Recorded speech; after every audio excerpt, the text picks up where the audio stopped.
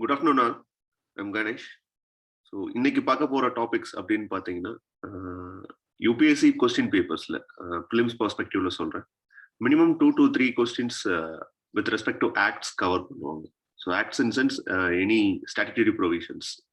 So அந்த கன்சர்னில் பார்க்கும்போது தே மே ஆஸ்க் இந்த கொஸ்டின்ஸ் ரெலவென்ஸ் எங்கேருந்து வரும் அப்படின்னு பார்த்தீங்கன்னா based on the current affairs perspective தான்.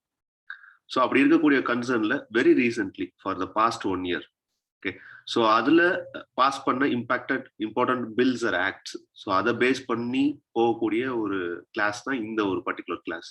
தென் இதை லீட் பண்ணி இன்னும் 1 or 2 classes very important bills and ஆக்ட்ஸை பற்றி தான் மோஸ்ட்லி இருக்கும். ஓகே, ஸோ அதோட ஸ்டார்ட் பண்ணுறதுக்கு முன்னாடி, செஷன் ஸ்டார்ட் பண்ணுறதுக்கு முன்னாடி, அதுக்கு முன்னாடி ஒரே ஒரு டாபிக் வந்து லாஸ்ட் கிளாஸோட remaining area. Okay, so last கிளாஸோட ரிமைனிங் ஏரியா அப்படின்னு வரும்போது எதை பற்றினது அப்படின்னு பார்த்தீங்கன்னா with respect to 6th schedule of the constitution. So 6th schedule of the constitution which deals with scheduled states. Okay, so scheduled states அப்படின்னு வரும்போது ஏன் இந்த கொஸ்டின்ஸ் வர்றதுக்கான பாசிபிலிட்டிஸ் இருக்கு அப்படின்னா, ரீசெண்டா ஸ்டேட் ரீஆர்கனைசேஷன் ஆக்ட் 2019ல ஜம்மு அண்ட் காஷ்மீரை வந்து ரிஃபார்ம் பண்ணாங்க. இன் சென்ஸ் ரீஆர்கனைஸ் பண்ண போது Ladakh as a separate union டெரிட்டரியா நோட்டிஃபை பண்ணாங்க. ஸோ அந்த நோட்டிஃபிகேஷனுக்கு அப்புறம் for a very long time, there is over 2 years away, the demand for the separate statehood. So they also want some state rights. Other than that, for time being, they are also wanted to engage them in the listed 6th schedule of the constitution. So 6th schedule of the constitution list out பண்றதுக்கான டிமாண்டும் இருக்கு. அப்போ questions arise ஆகுது அப்படின்னா எந்த concern ஏரியாஸ்ல இருந்து arise ஆக முடியும் அப்படின்னு பாத்தீங்கன்னா with respect to 6th schedule speaks about what. So அது ஒன்று கேட்கலாம் with respect to comparing with 5th schedule. So அந்த ஒரு பர்ஸ்பெக்டிவ்ல கொஸ்டின் வரதுக்கான பாசிபிலிட்டிஸ் இருக்கு. Other than that, who will decide which state should comes under the 6th schedule? There is any limitations or there? Then apart from that, who is the authority to govern those states? Okay, so அது ஒரு questions வரதுக்கான possibilities இருக்கு. Then any separate administrative mechanisms with respect to those states? So அந்த கன்சர்ன்ல question வர்றதுக்கான possibilities இருக்கு. So இந்த ஒரு particular topics எதை பத்தி டிஸ்கஸ் பண்ண போதுன்னா, இப்போ நம்ம சொன்னோம் இல்லையா, ஸோ இந்த விஷயங்களை பத்தி தான் பேச போற விஷயமா இருக்கும். அப்போ 6th schedule ப்ரொவிஷன்ஸ் கான்ஸ்டியூஷன்ல எங்கேயாச்சும் பேசப்பட்டிருக்கா அப்படின்னு பாத்தீங்கன்னா under article 244 of the constitution and part 10 of the கான்ஸ்டியூஷன்ல அண்டர் 244ல பேசக்கூடிய விஷயங்கள் என்னவா இருக்கு அப்படின்னு பாத்தீங்கன்னா, how to administer scheduled areas and scheduled tribes. So tribal ஏரியாஸையும் ஷெட்யூல்டு ஏரியாஸ் அப்படிங்கிற இந்த 2 unit areas, okay, it's and territorial jurisdiction வச்சுக்கோங்களேன். So most of the members இங்கே யார் இருப்பாங்க அப்படின்னு பார்த்தீங்கன்னா ஃப்ரம் தி ட்ரைபல் கம்யூனிட்டிஸ் தான். ஸோ இவங்களை கவர்ன் பண்றதுக்கும் they govern themselves அப்படிங்கிறதுக்கும் separate administrative setups இருக்கு. ஸோ அது கன்சர்னா கான்ஸ்டியூஷன்ல இருக்கக்கூடிய ஸ்பேஸ் எதுன்னு பார்த்தீங்கன்னா under article 244 in part 10 of the constitution. Other than that, there is 2 separate schedules for them. One is under the 5th schedule of the constitution. So 5th schedule of the constitution which deals with administration and control of scheduled areas and scheduled tribes in the state except எந்தெந்த states அப்படின்னு பாத்தீங்கன்னா with respect to Assam, Meghalaya, Tripura and Mizoram. So அப்ப இந்த 4 states இருக்கு இல்லையா, so இந்த other 4 ஸ்டேட்ஸ்ன்னு சொல்லக்கூடிய இந்த 4 ஸ்டேட்ஸ் எதுங்கிறது மென்ஷன் பண்ணியிருப்பாங்க அப்படின்னா 6th schedule மென்ஷன் பண்ணியிருக்காங்க. So those states which are nothing but Assam, Meghalaya and Tripura and Mizoram. So Assam, Meghalaya, Tripura and Mizoram, these 4 states comes under the 6th schedule. Particularly these areas having more number of tribal groups. Other than that, other states la irupanga illaya some tribals. So ivungala govern பண்றதுக்கு they having on separate scheduled areas. Okay, so அது இருக்கு. So இது யார் decide பண்றது? Who has to fix these areas or these states are considered to be on scheduled state or scheduled areas அப்படின்னு வரும்போது with respect to this power is rests with the president தான். So president is the authority who is empowered to declare a state as a scheduled state. So scheduled state ஒரு ஸ்டேட்டை declare பண்றதுக்கான rights யார்கிட்ட இருக்கு அப்படின்னு பாத்தீங்கன்னா president தான் இருக்கு. சரி, பிரசிடென்ட் scheduled ஸ்டேட்ங்கிறத டிக்ளேர் பண்ணிட்டாரு. Who is the authority to govern those states அப்படின்னு பாத்தீங்கன்னா there is an autonomous district councils were there. Okay, இந்த autonomous district councils என்னவா ஃபங்க்ஷன் ஆகும் அப்படின்னு பாத்தீங்கன்னா சின்ன ஒரு ரெப்ரசன்டேட்டிவ் பாடி மாதிரி ஃபங்க்ஷன் ஆகும். இதுல ரெப்ரசன்டேட்டிவ்ஸ் யார் இருப்பாங்க அப்படின்னு பாத்தீங்கன்னா most of them are from the elected persons தான் இருப்பாங்க. இந்த ரெப்ரசன்டேட்டிவ் பாடின்னு சொல்றக்கூடிய அட்மினிஸ்ட்ரேட்டிவ் டிஸ்ட்ரிக்ட் கவுன்சில்ஸ் இருக்கு இல்லையா, இல்ல அட்டானமஸ் டிஸ்ட்ரிக்ட் கவுன்சில்ஸ், இதை யார் கவர்ன் பண்ணுவாங்க, இல்ல இதோட ஃபங்க்ஷனிங் இது எல்லாத்தையுமே யார் மானிட்டர் பண்ணுவாங்க அப்படின்னு பாத்தீங்கன்னா கவர்னர் தான். ஸோ ஒரு ஸ்டேட்டை ஷெட்யூல்டு ஸ்டேட்டாவோ இல்ல ஒரு ஸ்டேட்டுக்குள்ள பர்டிகுலர் ஏரியாவையோ டிசைட் பண்ணக்கூடியது யாருன்னு பாத்தீங்கன்னா, இன்சென்ஸ் டிக்ளேர் பண்ணக்கூடிய ரைட்ஸ் யார்ட்டு இருக்குன்னா பிரசிடென்ட். அதர் தென் தட் அந்த ஸ்டேட்டை குள்ள இருக்கக்கூடிய அந்த ஸ்பெஷல் அட்மினிஸ்ட்ரேட்டிவ் செட்டப்ஸ் சொல்றோம் இல்லையா, ஃபார் எக்ஸாம்பிள் இப்போ 6th ஷெட்யூல்னு வரும்போது அட்டானமஸ் டிஸ்ட்ரிக்ட் கவுன்சில்ஸ் சொல்றோம். இந்த அட்டானமஸ் டிஸ்ட்ரிக்ட் கவுன்சில்ஸை கவர்ன் பண்ணக்கூடியது யார்கிட்ட இருக்கும் அப்படின்னு பாத்தீங்கன்னா வித் ரெஸ்பெக்ட் டு கவர்னர்ட்ட தான் இருக்கும். ஸோ தோ any state law which passed by those states or any central law which passed by parliament without the consent of this autonomous district council, it will not applicable in those states. Or if they want to bring some amendment in those acts, they will do this. So இதுக்கான power யார்ட்ட இருக்கு அப்படின்னா autonomous district councils கிட்ட தான் இருக்கு. இந்த autonomous district கவுன்சில்ஸை govern பண்றதும் manage பண்றதும் யாரோட ஒர்க் அப்படின்னு பாத்தீங்கன்னா கவர்னரோட ஒர்க். ஸோ இது ரொம்ப தெளிவா தெரியணும் நமக்கு. கவர்னர் தான் அந்த அட்டானமஸ் டிஸ்ட்ரிக்ட் கவுன்சில்ஸை மேனேஜ் பண்ணக்கூடிய பர்சன்ஸ். ஓகே, ஸோ அப்போ அந்த அட்டானமஸ் டிஸ்ட்ரிக்ட் கவுன்சில்ஸ் அப்படிங்கிறது என்ன அப்படின்னு பார்த்தீங்கன்னா, it is an elected body. Actually elected body அப்படின்னு வரும்போது யார் எலெக்ட் பண்ணுவாங்கன்னா, அந்த கவுன்சில் டிஸ்ட்ரிக்ட்ஸ் இருக்கு இல்லையா, அந்த டிஸ்ட்ரிக்ட் கவுன்சில்ஸ்குள்ள இருக்கக்கூடிய மெம்பர்ஸ், தோஸ் ஹூ ஆர் எலக்டோரேட்னு சொல்லுவோம் இல்லையா, ஸோ அவங்களுக்கு அடல்ட் பிரான்ச்சைசி சிஸ்டம் மூலமா மேக்ஸிமம் 26 மெம்பர்ஸ் அவங்களால என்ன பண்ண முடியுமா எலெக்ட் பண்ணி அந்த கவுன்சில்ஸ்ல கொண்டு வர முடியும். Other than that, 4 members பொறுத்தளவுக்கு யார் நாமினேட் பண்ணுவாங்கன்னா governor has to nominate. So totally இந்த autonomous district council consist of 30 members. Question வர்றதுக்கான பாசிபிலிட்டிஸ் இருக்கு with respect to autonomous district council. Okay, so அதுல 30ல 26 வந்து பாத்தீங்கன்னா எலெக்டட். ஓகே, அதர் 4 மெம்பர்ஸ் அப்படின்னு பாத்தீங்கன்னா தே ஆர் நாமினேட்டட். யார் நாமினேட் பண்ணுவாங்க? These 4 members were nominated by the governor. And what is the tenure for those members அப்படின்னு பாத்தீங்கன்னா with respect to 5 years. Okay, so இதுதான் இதுல இருக்கக்கூடிய concern. 4 members nominated by governor, then 26 members has to be elected by the those members who are in the inside the district. Then the term of that particular district council is 5 years. So elected by means of adult franchisee தான். Okay, what are the powers and functions அப்படின்னு பாத்தீங்கன்னா இந்த district councils இருக்கக்கூடிய powers and functions. So in the district councils it maintain on the things like land, forest, canal water, shifting cultivation, village administration, inheritance of properties. These things are governed by these institutions. And even they act as a village court. So village court avungalukana power irukku. That means they have the power to go for any judicial functions. Okay, so in the council it has also having a judicial capacity irukku. So they may ask somewhere.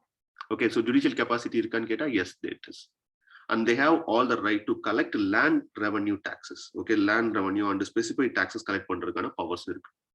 தென் இதுக்கு முன்னாடி நான் சொன்னேன் இல்லையா, so எந்த ஒரு ஆக்டா state legislature pass பண்ணாலும், எந்த ஒரு ஆக்ட் பார்லிமெண்ட் பாஸ் பண்ணாலும், இந்த டிஸ்ட்ரிக்ட் அட்டானமஸ் கவுன்சில்ஸ் ஏரியாஸ்குள்ள நீங்க அப்ளை பண்ணணும் அப்படின்னா அவங்கள்ட்ட பர்மிஷன் வாங்கணும் சர்டன் மாடிஃபிகேஷன்ஸோட. Okay, then other than that இந்த டிஸ்ட்ரிக்ட் கவுன்சில்ஸ் எப்படி ஃபங்க்ஷன் ஆகும் அப்படிங்கிறத மானிட்டர் பண்ற ஒர்க் யாரோடதுன்னு சொன்னேன்னா கவர்னரோட ஃபங்க்ஷன் சொன்னேன். அப்ப இந்த கவர்னர் எது மூலமா அந்த இன்ஸ்டிடியூஷனை மானிட்டர் பண்ணுவார், தட் இஸ் டிஸ்ட்ரிக்ட் அட்டானமஸ் கவுன்சிலை மானிட்டர் பண்ணுவார்னா through from being appointed commission. இந்த கமிஷனோட ஒர்க் என்ன அப்படின்னு பாத்தீங்கன்னா டைம் அண்ட் அகைன் அந்த டிஸ்ட்ரிக்ட் அட்டானமஸ் கவுன்சில் எப்படி ஃபங்க்ஷன் ஆகுது அப்படிங்கிறத மானிட்டர் பண்றதா இந்த கவர்னரோட ஒர்க். ஓகே, ஸோ அந்த கவர்னருக்கு இந்த கமிஷனுக்கு கொடுத்த work based on that commission report. So அந்த கமிஷன் கொடுக்கக்கூடிய ரிப்போர்ட்டை பேஸ் பண்ணி தான் அந்த டிஸ்ட்ரிக்ட் அட்டானமஸ் கவுன்சில் ஃபங்க்ஷன் ஆகலாமா இல்ல டிசால்வ் பண்றதா அப்படிங்கறத யார் டிசைட் பண்ணுவார்னா கவர்னர் டிசைட் பண்ணுவார். ஸோ டிஸ்ட்ரிக்ட் அட்டானமஸ் கவுன்சில்ஸை பொறுத்தளவுக்கு entirely under the monitoring of governor தான். ஸோ அதை ஃபார்ம் பண்றதுக்கான கெப்பாசிட்டியும், தட் இஸ் அதை மானிட்டர் பண்றது, ரீஆர்கனைஸ் பண்றதுக்கான கெப்பாசிட்டியும் கவர்னர்ட்ட தான் இருக்கு. அதை டிசால்வ் பண்றதுக்கான பவரும் கவர்னர்ட்ட தான் இருக்கு. ஓகே, ஸோ இது வித் ரெஸ்பெக்ட் டு 6th ஷெட்யூல பார்த்தீங்கன்னா பேஸ்டு கரண்ட் அஃபேர்ஸ் வர்றதா இருந்தா பாசிபிலிட்டி சொல்றேன். ஒன்னு 6th ஷெட்யூலுக்குள்ள எந்தெந்த ஸ்டேட்ஸ் இருக்குன்னு கேட்கலாம். அப்படி இல்லைன்னா 6th ஷெட்யூல் ஸ்டேட்டை யார் டிசைட் பண்றதுன்னு கேட்கலாம், பிரசிடென்ட். ஓகே, ஸோ டிசைட் பண்ணதுக்கு அப்புறம் யார் அதை ஆர்கனைஸ் அண்ட் ரீஆர்கனைஸ் பண்றது, அங்க இருக்கக்கூடிய administrative setups like district autonomous councils மாதிரி. ஸோ டிஸ்ட்ரிக்ட் அட்டானமஸ் கவுன்சில்ஸை பொறுத்தளவுக்கு கவர்னர் தான், அவர் தான் ஆர்கனைஸ் பண்ணணும், ரீஆர்கனைஸ் பண்ணணும், டிசால்வ் பண்றதா இருந்தாலும். So district autonomous council அப்படிங்கிறது it is an elected body. So 26 members இருப்பாங்க, 4 members nominated. Okay. Then apart from the powers and functions அப்படின்னு பார்த்தீங்கன்னா, it act as an revenue ஏஜென்சியா இருக்கு, ஒர்க் ஆகுது. ஜுடிஷியல் ஏஜென்ட்டாவும் ஒர்க் ஆகுறாங்க, அட்மினிஸ்ட்ரேட்டிவ் ஏஜென்ட்டாவும் ஒர்க் பண்றாங்க. ஓகே. ஸோ இது ஒரு பக்கம் இருக்கட்டும். Whether Ladakh has the capacity to get a scheduled ஸ்டேட்டா லிஸ்ட் அவுட் பண்றதுக்கான பாசிபிலிட்டிஸ் இருக்கா அஸ் பர் த கான்ஸ்டியூஷன் அப்படின்னு பார்த்தீங்கன்னா, அதுக்கான சான்சஸ் ரொம்ப கம்மி. என்ன ரீசன் அப்படின்னு பார்த்தீங்கன்னா, இந்த 6th ஸ்டேட் ஷெட்யூல் ஸ்டேட்னு சொல்றோம் இல்லையா? ஸோ இந்த 6th ஷெட்யூல் ஸ்டேட்ங்கிறது யாருக்காக மட்டும்தான் கொடுக்கப்பட்டது அப்படின்னு பார்த்தீங்கன்னா, for only for the north eastern states. But இது ஹிமாலயன் ரீஜியன்ல இருக்கக்கூடிய ஒரு ஸ்டேட்.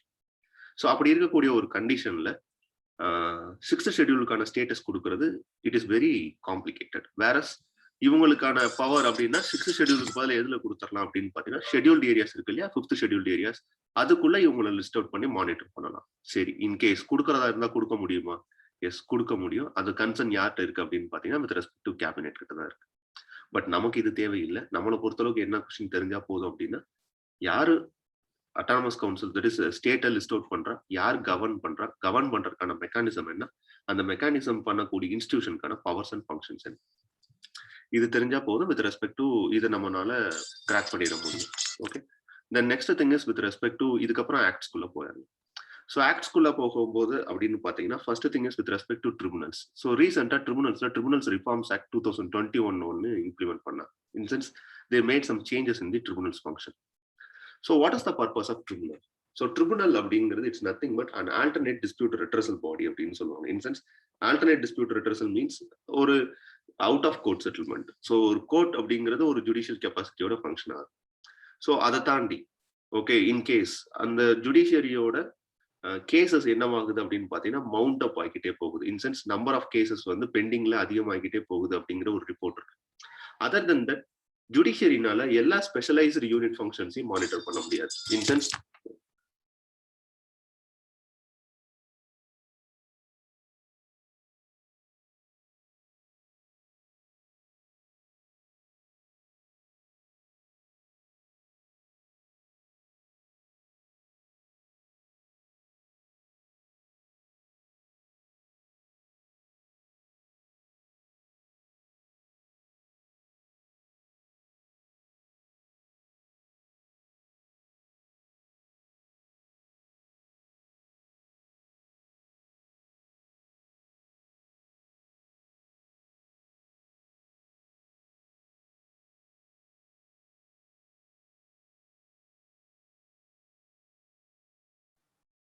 ஓகே, ஸோ ஸ்டார்ட் பண்ணலாம். சாரி. ஸோ இப்போ ஆல்டர்னேட் டிஸ்பியூட் ரெட்ரஸல் அப்படின்னு வரும்போது it is an alternate dispute but redressal mechanism. In sense court செட்டில்மெண்ட்டை தாண்டி பண்ணக்கூடிய ஒரு செட்டில்மெண்ட் ப்ராசஸ்க்கு பேர் ஆல்டர்னேட் டிஸ்பியூட் ரெட்ரஸல்னு சொல்லுவாங்க. எதுக்காக அப்படின்னு பார்த்தீங்கன்னா, for the quick delivery of services. In sense pendency of cases ஒரு சைடு இருந்தாலும் தென் அந்த கேசஸ்க்கு வரக்கூடிய ஜட்மெண்ட்ஸோட டைம் பீரியட் என்ன ஆகுது அப்படின்னு பார்த்தீங்கன்னா, to an average 3 to 5 years மேலே ஆயிடுது. Other than that some specialised functions யாருனால ஒர்க் பண்ண முடியாது அப்படின்னு பார்த்தா ஜுடிஷியரினால பண்ண முடியாது. ஸோ அதுக்கு ஆல்டர்னேட் எது அப்படின்னு பார்த்தீங்கன்னா, with respect to tribunals, arbitration and negotiations, out of court settlements இதுதான் பண்ண முடியும். அப்போ அதுக்காக டிசைன் பண்ணதான் எதுன்னு பார்த்தீங்கன்னா ட்ரிபுனல்ஸ் அப்படிங்கிறது. ஸோ இந்த ட்ரிபுனல்ஸ் அப்படிங்கிறது it's nothing but it has actors on judiciary or quasi judicial institutions which was established by means of law. Okay, ஏன்னா அவுட் ஆஃப் கோர்ட் செட்டில்மெண்ட் அப்படின்னு வரும்போது ஈவன் நம்ம கட்ட பஞ்சாயத்துன்னு சொல்லுவோம் இல்லையா, அதோட அவுட் ஆஃப் கோர்ட் செட்டில்மெண்ட் தான். But it is not procedure established by law or established by law. Whereas it is considered to be an established by law mechanism of institutions like Lok அதாலத்தா இருக்கட்டும், இல்ல நியாய பஞ்சாயத்தா இருக்கட்டும், இல்ல கிராம் நியாயாலயாஸ் இருக்கட்டும், இல்ல tribunals இருக்கட்டும், இது எல்லாமே என்னன்னு பாத்தீங்கன்னா ஆல்டர்னேட் டிஸ்பியூட் ரெட்ரஸல்குள்ள வரக்கூடிய ஒன் ஆஃப் தி இன்ஸ்டிடியூஷன்ஸ் தான். ஸோ இது எது மூலமா எஸ்டாப்ளிஷ் பண்ணிருப்பாங்கன்னா, through by means of procedure establish by law மூலமா பண்ணிருக்க முடியும். ஏன்னா அதனாலதான் இதுக்கான ஆத்தென்டிகேஷன் ஆர் வேலிடேஷன் இருக்கும். ஓகே, எதுக்காக அப்படின்னு பாத்தீங்கன்னா, ஆல்ரெடி சொன்ன மாதிரி கேசஸோட லோட்ஸ் அதிகமாகிறதுனாலையும் subject expertise in certain specific matters or technical ஃபங்க்ஷன்ஸ்ல தேவைங்கிறதுனாலையும் ஃபார்ம் பண்ணதான் இந்த இன்ஸ்டிடியூஷன்ஸ். இந்த இன்ஸ்டிடியூஷன்ஸ் கிரியேட் பண்ணது அப்படின்னு பாத்தீங்கன்னா, from the time being before இண்டிபெண்டன்ஸ்ல இருந்து இது ட்ரிபுனல்ஸ் இருக்கு. பட் இதுக்கான கான்ஸ்டிடியூஷனல் ஸ்டேட்டஸ் எப்ப கிடைச்சது அப்படின்னு பாத்தீங்கன்னா, அண்டர் 42nd Amendment Act 1976 தான். ஸோ 42nd Act 1976 என்ன பண்றாங்க அப்படின்னு பாத்தீங்கன்னா, 2 ஆர்டிகலை இன்க்ளூட் பண்றாங்க. One is article 323A and article 323B. இந்த ஆர்டிகல் 323A எதுக்கான பவர் கொடுக்குது அப்படின்னு பாத்தீங்கன்னா, it is give only for the power for the parliament. So பார்லிமெண்ட்டுக்கான பவர் மட்டும்தான் இந்த ஆர்டிகல் 323A ப்ரொவைட் பண்றாங்க. எதுக்காக அப்படின்னு பாத்தீங்கன்னா, to establish administrative tribunals. Administrative tribunals அப்படின்னு வரும்போது it's nothing but some group A, group B, group C, group D, all India services இவங்கெல்லாம் சொல்றோம் இல்லையா. ஸோ இவங்களெல்லாம் ஓகே, இவங்களுக்குள்ள இருக்கக்கூடிய டிஸ்பியூட்ஸ் வித் ரெஸ்பெக்ட் டு ப்ரொமோஷன்ல இருக்கலாம், இல்ல சேலரிஸ்ல இருக்கலாம், இல்ல டிரான்ஸ்பர்ஸ்ல இருக்கலாம், இல்ல சம் சஸ்பென்ஷன்ஸ், இந்த மாதிரி ஏதாவது சஸ்பெண்ட் ஆர்டர் இதெல்லாம் இஷ்யூ பண்றாங்கன்னு வச்சுக்கோங்களேன். இதெல்லாம் சார்ட் அவுட் பண்றதுக்கான ஒரு டிஸ்பியூட் பாடி தான் எதுன்னு பாத்தீங்கன்னா அட்மினிஸ்ட்ரேட்டிவ் ட்ரிபுனல் அப்படின்னு சொல்றது. ஸோ இது எந்த கன்சர்ன்ல டிஸ்பியூட்ஸை சால்வ் பண்ணுவாங்க அப்படின்னு பார்த்தீங்கன்னா, in terms of recruitment, conditions of services, in case of any disputes between the centre and that particular institutions. So இதெல்லாம் எதுக்குள்ள டீல் பண்ணுவாங்க அப்படின்னு பார்த்தீங்கன்னா அட்மினிஸ்ட்ரேட்டிவ் ட்ரிபுனல்ஸ்குள்ள தான் டீல் பண்ணுவாங்க. ஸோ இந்த அட்மினிஸ்ட்ரேட்டிவ் ட்ரிபுனல்ஸை ஃபார்ம் பண்றது சென்ட்ரல் கவர்மெண்டா இருந்தாலும் சரி, ஸ்டேட் கவர்மெண்டா இருந்தாலும் சரி, லோக்கல் பாடிஸா இருந்தாலும் சரி, பப்ளிக் கார்பரேஷன்ஸா இருந்தாலும் சரி, இல்ல அதர் பப்ளிக் அத்தாரிட்டிஸா இருந்தாலும் சரி, அட்மினிஸ்ட்ரேட்டிவ் ட்ரிபுனல்ஸை ஃபார்ம் பண்றதுக்கான ரைட்ஸ் யார்ட்ட இருக்கு அப்படின்னா பார்லிமெண்ட் கிட்ட மட்டும்தான் இருக்கு, not for the state. State லெஜிஸ்லேச்சருக்கு அட்மினிஸ்ட்ரேட்டிவ் ட்ரிபுனல்ஸ் ஃபார்ம் பண்ணக்கூடிய கெப்பாசிட்டிஸ் கிடையாது. ஓகே, அதர் தென் தட் இந்த அட்மினிஸ்ட்ரேட்டிவ் ட்ரிபுனல்ஸ்னால யாரை இன்க்ளூட் பண்ண முடியாது அப்படின்னா டிஃபென்ஸ் ஃபோர்ஸஸ் இந்த அட்மினிஸ்ட்ரேட்டிவ் ட்ரிபுனல்ஸ்குள்ள வர மாட்டாங்க. தென் கேபினெட் கமிட்டிஸ் இருக்கு இல்லையா, ஸோ அவங்க இந்த அட்மினிஸ்ட்ரேட்டிவ் ட்ரிபுனல்ஸ்குள்ள வர மாட்டாங்க. அதர் தென் தட் பாத்தீங்கன்னா staffs in the supreme court. So இந்த 3 பர்சன்ஸ் யாருக்குள்ள கவர் ஆக மாட்டாங்கன்னா அட்மினிஸ்ட்ரேட்டிவ் ட்ரிபுனல்ஸ்குள்ள வர மாட்டாங்க. They have their own separate act. Okay, so இதுக்கு எம்பவர் பண்றதுக்காண்டி கிரியேட் பண்ணது தான் இந்த அட்மினிஸ்ட்ரேட்டிவ் ட்ரிபுனல்ஸ் ஆக்ட் 1985. இதுல தான் இப்போ அட்மினிஸ்ட்ரேட்டிவ் ட்ரிபுனல்ஸ் ரிஃபார்ம்ஸ் ஆக்ட் 2021 கொண்டு வந்திருக்காங்க. இது 323A பத்தின ப்ரொவிஷன்ஸ். ஸோ 323A என்ன சொல்லுது அப்படின்னா பார்லிமெண்ட்டுக்கு பவர் கொடுக்குது. எதுக்காக? அட்மினிஸ்ட்ரேட்டிவ் ட்ரிபுனல்ஸ் ஃபார்ம் பண்றது. இந்த அட்மினிஸ்ட்ரேட்டிவ் ட்ரிபுனல்ஸ் எதுக்காக ஃபார்ம் பண்றாங்க? To adjudicate disputes. யாருக்கு? For the central government, state government, local bodies, public corporations, இங்க இருக்கக்கூடிய எம்ப்ளாயிஸுக்கும் அந்த ஆர்கனைசேஷனுக்கும் நடுவில் இருக்கக்கூடிய ட்ரிபுனல் டிஸ்பியூட்ஸை சார்ட் அவுட் பண்றதுக்காக கிரியேட் பண்ண ஒரு இன்ஸ்டிடியூஷன். இதை பொறுத்தளவுக்கு பார்லிமெண்ட் மட்டும்தான் பண்ண முடியும். தென் அடுத்த ப்ரொவிஷன் அப்படின்னு வரும்போது under article 323B of the constitution. இது எதுக்காக பவர் கொடுக்குறாங்க அப்படின்னு பாத்தீங்கன்னா it give power for both parliament as well as state legislature. எதுக்காக அப்படின்னு பாத்தீங்கன்னா அதர் தென் அட்மினிஸ்ட்ரேட்டிவ் ட்ரிபுனல்ஸ். இந்த அட்மினிஸ்ட்ரேட்டிவ் ட்ரிபுனல்ஸ் தவிர மற்ற ட்ரிபுனல்ஸ் இருக்கும் இல்லையா, like taxation, foreign exchange, land reforms, urban property, elections, food steps, rent and tenancy, இது எல்லாமே சொல்றோம். ஓகே, ஸோ இதுலாம் நீங்க அட்மினிஸ்ட்ரேட்டிவ் ட்ரிபுனல்ஸ் ஃபார்ம் பண்றதா இருந்தா இந்த பவர் யாரு கொடுக்குறாங்க அப்படின்னா it's for both parliament as well as state legislature. So இந்த கன்சர்ன்ல ட்ரிபுனல்ஸ் இருக்கான்னு கேட்டா yes, there are many tribunals function under this provisions under article 323A and 323B. Okay, so ரீசெண்டா இதுல கொண்டு வந்த ரிஃபார்ம்ஸ் அப்படின்னு வரும்போது என்ன பண்ணாங்க அப்படின்னு பாத்தீங்கன்னா இந்த அட்மினிஸ்ட்ரேட்டிவ் ட்ரிபுனல்ஸை பொறுத்தளவுக்கு இது ஒரு ட்ரிபுனல் செட்டப் அப்படின்னு சொல்லியாச்சு. இந்த ட்ரிபுனல் செட்டப்போட ஒரு இன்டகிரேட்டட் மெக்கானிசம் எப்படி இருக்கும் அப்படின்னா, இன்சென்ஸ் இதோட ஹைரார்கி எப்படி இருக்கும் அப்படின்னு பாத்தீங்கன்னா ஒன்னு டைரக்டா சபார்டினேட் டு ஹைகோர்ட் இருக்கும், இல்லாட்டி it is an alternate for ஹைகோர்ட்ஸா இருக்கும். ஓகே, ஸோ இப்போ ஃபார் எக்ஸாம்பிள் நேஷனல் கிரீன் ட்ரிபுனல்னு சொல்றோம். ஸோ நேஷனல் கிரீன் ட்ரிபுனலை பொறுத்தளவுக்கு அவங்க கொடுக்கக்கூடிய வேர்டிக்ட் என்னவா இருக்காது அப்படின்னு பாத்தீங்கன்னா ஹைகோர்ட்டுக்கு டிரான்ஸ்பர் ஆகாது. டைரக்டா அதை நீங்க எடுத்துட்டு போய் எங்க அப்பீல் பண்ணலாம்னா சுப்ரீம் கோர்ட் கிட்ட அப்பீல் பண்ணலாம். பட் அதர் ட்ரிபுனல்ஸ் அப்படின்னு வரும்போது தேர் சபார்டினேட் டு தி ஹைகோர்ட். அப்படின்னா ட்ரிபுனல்ஸ் கொடுக்கக்கூடிய ஆர்டர்ஸை நீங்க என்ன பண்ணலாம்னா ஹைகோர்ட்டுக்கு அப்பீல் போகலாம்.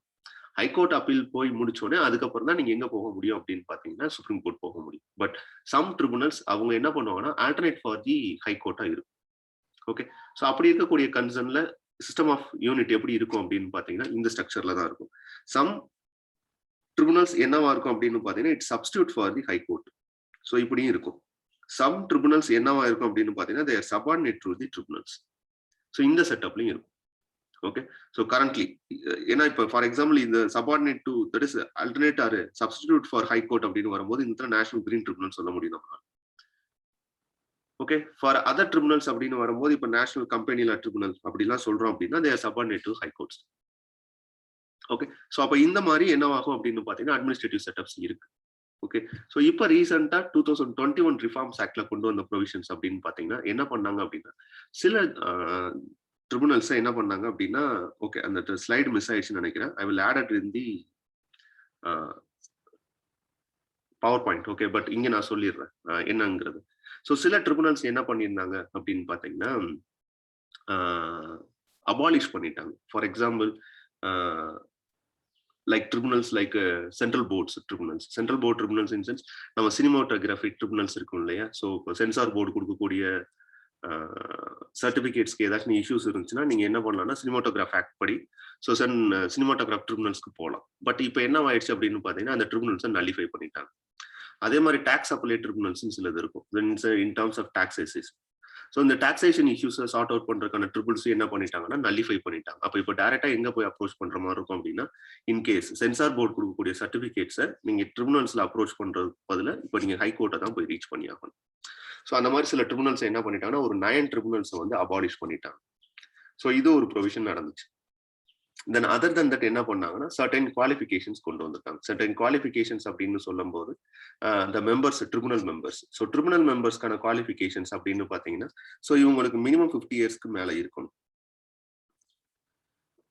ஓகே, ஒரு ட்ரிபுனலோட சேர்பர்சனாவோ இல்ல மெம்பராவோ இருக்காங்கிற பட்சத்துல அந்த சேர்பர்சன் ஆர் மெம்பருக்கான இயர்ஸ் என்னவா இருக்கணும் அப்படின்னு பாத்தீங்கன்னா they should be above the age of 50 years.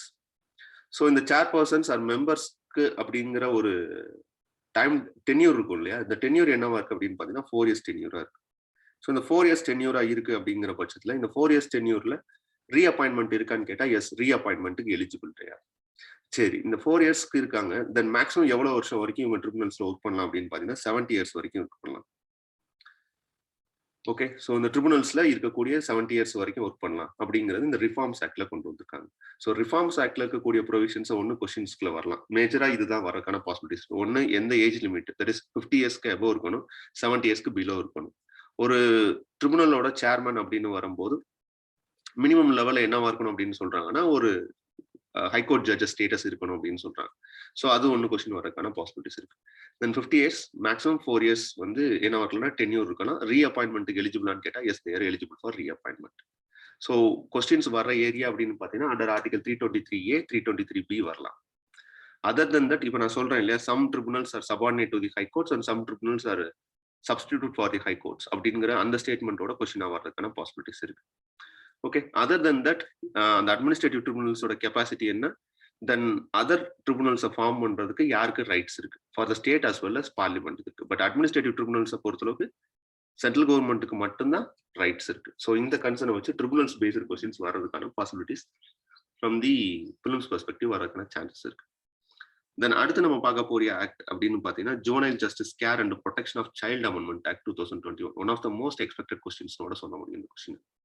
என்ன ரீசன் அப்படின்னு பாத்தீங்கன்னா they bring some changes in this act. Okay, so அப்போ juvenile justice and protection of children act அப்படிங்கிறது ரெண்டு கன்சர்னை அட்ரஸ் பண்ணக்கூடிய விஷயங்கள். இன்சென்ஸ் ஒன்னு with respect to juvenile justice, in sense those childrens they are having conflict with law. So சிறார்கள்னு சொல்லுவோம் இல்லையா, தே ஆர் ஜுவனைல்ஸ். ஸோ இவங்க செய்யக்கூடிய குற்றங்களுக்கான தண்டனைகள் என்ன, இவங்களை எந்த கோர்ட்ல வச்சு டீல் பண்ணணும் அப்படிங்கிறதெல்லாம் வரையறை பண்றது எதுன்னு பாத்தீங்கன்னா இந்த ஜுவனைல் ஜஸ்டிஸ் ஆக்ட் தான். அதை தாண்டி protection of child amendment act அப்படிங்கிறது இந்த அடாப்ஷன்ஸ்லாம் இருக்கும் இல்லையா, ஸோ குழந்தையை தத்து எடுத்துக்கிறது, தென் அடாப்ஷன் யூனிட் அப்படிங்கிறது குழந்தைகள் காப்பகம்லாம் சொல்லுவோம் இல்லையா, இதெல்லாம் மானிட்டர் பண்றது, ரெகுலேட் பண்றது, இதெல்லாம் எந்த கன்சர்ன்ல ஒர்க் ஆகுது அப்படின்னு பாத்தீங்கன்னா இந்த juvenile justice care and protection of children amendment ஆக்ட்ங்கிற ப்ரொவிஷன் கூட தான் ஃபங்க்ஷன் ஆகுது. இந்த ஆக்டை நம்ம எதை பேஸ் பண்ணி டிசைன் பண்ணிருப்போம் அப்படின்னா ஒரு மாடல் ஆக்ட்னு ஒன்று இருக்கும் இல்லையா. ஸோ அந்த ஆக்ட் எதுக்குள்ள இருக்கு அப்படின்னு பாத்தீங்கன்னா United Nation convention on rights of the child, that is famously called Hague convention on protection of children and cooperation in respect to inter country adoption 1993 கேட்கறதுக்கான சான்சஸ் இருக்கு. ஹாகியூ கன்வென்ஷனா இல்ல பாரிஸ் கன்வென்ஷனா அப்படிங்கிற மாதிரி கொஸ்டின்ஸ்லாம் வரும். So childrens that is juvenile justice care and protection of children amendment act நம்ம எந்த கன்சர்னோட adapt பண்ணிக்கிட்டோம் அப்படின்னு பாத்தீங்கன்னா ஹாகியூ கன்வென்ஷனோட தான். இதுல India is and signatory. Okay, so India is and signatory means they signed in it and we are ratified those treaties. So அப்படி இருக்கையில இதுல என்ன என்ஷூர் பண்றாங்க அப்படின்னு பாத்தீங்கன்னா rights of the children with regard to juvenile justice and care, protection and adoption. So ரெண்டு விஷயத்த இந்த பர்டிகுலர் ஆக்ட் டீல் பண்ணுது.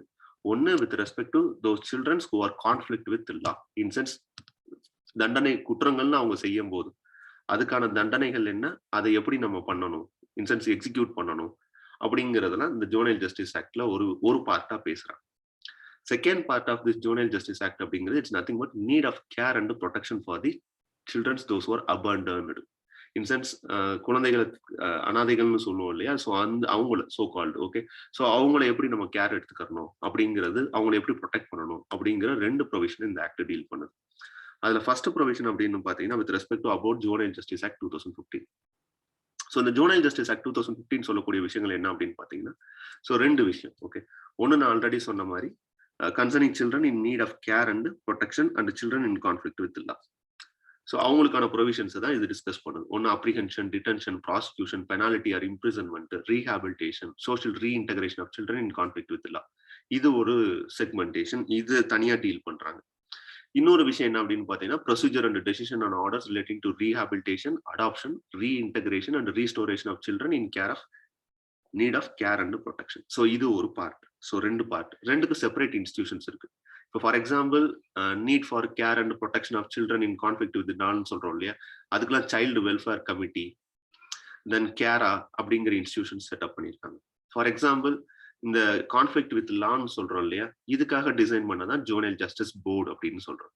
அப்போ ஹூஆரால் இந்த ஜுவனைல் ஜஸ்டிஸ் அப்படிங்கிறது என்னவாச்சு அப்படின்னு பார்த்தீங்கன்னா, இந்த 2012 கேங் ரேப்க்கு அப்புறம் ஓகே அதுல இன்வால்வ் ஆன சில ஜுவனைல்ஸ், ஸோ இவங்களுக்காண்டி என்ன பண்ணாங்கன்னா ஜஸ்டிஸ் பர்மா கமிட்டின்னு ஒன்று போட்டு அதுல இருந்து ரிஃபார்ம் பண்ணாங்க சில provisions.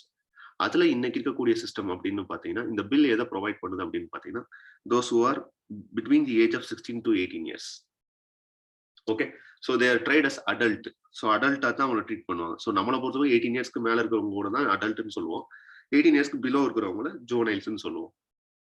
But those who are done any heinous crimes, so heinous crimes அப்படிங்கிறது அவங்களோட பனிஷ்மெண்ட் இம்ப்ரிசன்மெண்ட்டே above the age of that is above 7 years of life terms இருக்கும். ஓகே, ஸோ 7 years ஆஃப் டேர்ம்ஸ்க்கு மேல இதாகிறோம், தட் இஸ் கேங் ரேப்பு இல்லை அப்படின்னா murder, இதெல்லாம் ஹீனியஸ் கிரைம்ஸ் சொல்லுவோம் இல்லையா. ஸோ இந்த ஹீனியஸ் கிரைம்ஸ்க்கான பனிஷ்மெண்ட் அப்படின்னு வரும்போது அபோவ் 7 years. ஸோ இந்த ஹீனியஸ் கிரைம்ஸை பண்ணக்கூடிய பர்சன்ஸ் இருப்பாங்கல்ல, ஸோ இவங்களை என்னவா ட்ரீட் பண்ணுவாங்க அப்படின்னு பார்த்தீங்கன்னா, இவங்களை அடல்ட்ல தான் ட்ரீட் பண்ணுவாங்க. Okay, those who are above the age of 16 to 18 years. So அவங்கள ஹீனியஸ் அஃபென்சஸ்க்குள்ள கொண்டு வருவாங்க. தென் சம் சீரியஸ் அஃபென்சஸ்ன்னு சொல்லுவாங்க. Serious offences in sense 3 to 7 years of tenure இருக்கும், பனிஷ்மெண்ட் டென்யூர். ஸோ இவங்க 16 to 18 yearsக்குள்ள இருக்கக்கூடிய பர்சனா இருந்தா, இவங்களை ஒருவேளை 21 yearsக்கு அப்புறம் நீங்க ஐடென்டிஃபை பண்ணி அரெஸ்ட் பண்றீங்க அப்படின்னா, அவங்களை என்ன பண்ணணும் அப்படின்னு பார்த்தீங்கன்னா, நார்மலா தான் ட்ரீட் பண்ணணும். In sense you have to apprehended after the age of 21 years means they should be committed as an serious அஃபென்ஸ்ங்கிறது மாதிரி லிஸ்ட் அவுட் பண்ணணும். ஸோ இந்த 16 to 18 yearsல 2 கேட்டகரியா பிரிக்கிறாங்க. ஒன்னு 16 to 18 yearsக்குள்ள பண்ணக்கூடிய ஒரு கிரைம், இந்த கிரைம்ல ஹீனியஸ் கிரைம்னு ஒரு கிரைம் கேட்டகரைஸ் பண்றாங்க. இன்னொரு கிரைம் என்னன்னு பண்றாங்கன்னா சீரியஸ் அஃபென்ஸ் கிரைம் இது பண்றாங்க. இந்த சீரியஸ் அஃபென்ஸ் அப்படிங்கிறது இந்த ஹீனியஸ் கிரைம்ஸ். ஓகே, இந்த ஹீனியஸ் கிரைம்ஸ்னு ஒருத்தர் பண்றாரு அப்படிங்கிற பட்சத்துல இவரை நீங்க என்னவா ட்ரீட் பண்ணணும் அப்படின்னு பாத்தீங்கன்னா, அடல்ட்டா தான் ட்ரீட் பண்ணணும். ஓகே, அதர் தென் தட் இந்த சீரியஸ் அஃபென்ஸ் சொல்லக்கூடிய விஷயங்கள் இன்சென்ஸ் 3 to 7 years இம்ப்ரிசன்மெண்ட் அப்படின்னு வரக்கூடிய பர்சன்ஸ் இருக்காங்க இல்லையா, இவங்களையும் நீங்க என்ன பண்ணா 21 yearsக்கு மேல அரெஸ்ட் பண்ணீங்கன்னா அந்த இடத்துல அவங்களை என்ன பண்ணியாங்கன்னா சீரியஸ் அஃபென்ஸுக்கான ஜட்மெண்ட்ஸ் என்னவோ அதை நீங்க கொண்டு வரணும். அப்படி இல்லைன்னா நார்மலா இருக்கக்கூடிய ஜுவனைல் ஜஸ்டிஸ் போர்டுல என்ன ஃபங்க்ஷனோ அதுதான். அப்போ இந்த ஜுவனைல் ஜஸ்டிஸ் போர்டு அப்படிங்கிற ஒரு கொஸ்டின் வர்றதுக்கான பாசிபிலிட்டிஸ் இருக்கு அப்படின்னா, இந்த ஜுவனைல் ஜஸ்டிஸ் போர்டோட ஃபங்க்ஷன் என்ன, இதோட ஆக்டிவிட்டி என்ன பண்றாங்க அப்படின்னா, ஜுவனைல் ஜஸ்டிஸ் போர்டுங்கிறது ஈச் டிஸ்ட்ரிக்ட் எல்லா டிஸ்ட்ரிக்ட்லயுமே ஒரு ஜுவனைல் ஜஸ்டிஸ் போர்டுன்னு ஒன்று இருக்கணும். இது எதுக்கானது அப்படின்னு பாத்தீங்கன்னா, நார்மலா ஒருத்தர் கிரைம் பண்றாருன்னு வச்சுக்கலாம். ஸோ இவரை என்ன பண்ணுவாங்க அப்படின்னா, ஒரு ஆர்டினரி ப்ரொசீஜர் ஆஃப் லா படி ஒரு கோர்ட்ல ப்ரொசீட் பண்ணுவாங்க. ஓகே, ஸோ ஒரு சிஆர்பிசி கிரிமினல் ப்ரொசீஜர் கோடு இம்ப்ளிமெண்ட் பண்ணி அதுக்கான செக்ஷன்ஸ் இதெல்லாம் கொண்டு வந்து அவங்கள பனிஷ் பண்றதுக்கான ப்ரொசீஜரை இனிஷியேட் பண்ணுவாங்க. பட் ஒரு சைல்டு கிரைம் பண்ணுது அப்படிங்கிற பட்சத்துல ஸோ இவங்களை எங்க ட்ரையல் பண்ணுவாங்க அப்படின்னு பார்த்தீங்கன்னா, ஜுவனைல் ஜஸ்டிஸ் போர்டுல தான் ட்ரையல் பண்ணுவாங்க. இந்த ஜுவனைல் ஜஸ்டிஸ் போர்டு தான் கேட்டகரைஸ் பண்ணணும் இந்த பர்டிகுலர் அஃபென்ஸ் அப்படிங்கிறது ஒரு ஹீனியஸ் அஃபென்ஸா, இல்ல ஒரு நார்மல் சீரியஸ் அஃபென்ஸா, இல்ல பெட்டி அஃபென்சஸா அப்படிங்கிறத டீல் பண்ணணும். பெட்டி அஃபென்சஸா இருந்துச்சுன்னா அவங்கள ரீஹாபிலிட்டேட் பண்ணக்கூடிய ஃபங்க்ஷன்ஸை இவங்க எடுத்துக்கிடுவாங்க. சீரியஸ் அஃபென்சஸா இருந்துச்சுன்னா அதை என்ன பண்ணுவாங்கன்னா ட்ரையல் பண்றதுக்கான மெக்கானிசம்ஸ் இம்ப்ளிமெண்ட் பண்ணுவாங்க. ஹீனியஸ் அஃபென்சஸா இருந்துச்சுன்னா அதை ட்ரையல் பண்றதுக்கான ஒரு சிஸ்டம் ஆஃப் அப்பியரன்சஸ் கொண்டு வந்திருப்பாங்க. அப்போ ஜுவனைல் ஜஸ்டிஸ் போர்டு தான் எதை டிசைட் பண்ணணும் அப்படின்னு பாத்தீங்கன்னா, ஆக்ட் தட் இஸ் எந்த கன்சர்ன் மெக்கானிசத்துல இவங்களை ட்ரையல் பண்ணணும் அப்படிங்கறத டிசைட் பண்றது. ஓகே, அப்போ ஜுவனைல் ஜஸ்டிஸ் போர்டு அப்படிங்கிறது it is particularly or specially designed for the child those who are done an offence against the state of law. Okay, so அப்போ இது it is not working like as an ordinary criminal court மாதிரி function ஆகாது. It is an separate unit. So இந்த separate unit அப்படின்னு வரும்போது இதுக்கு என்ன method, that is இந்த ஒரு பர்டிகுலர் போர்டோட பர்பஸ் என்ன அப்படின்னு பாத்தீங்கன்னா, ஸோ இது இவங்க தான் ஓகே ட்ரையல் பார்ப்பாங்க இன் சென்ஸ் அந்த பர்டிகுலர் அஃபென்ஸ் எதுக்குள்ள வருது அப்படிங்கிறத ஜஸ்டிஃபை பண்றது.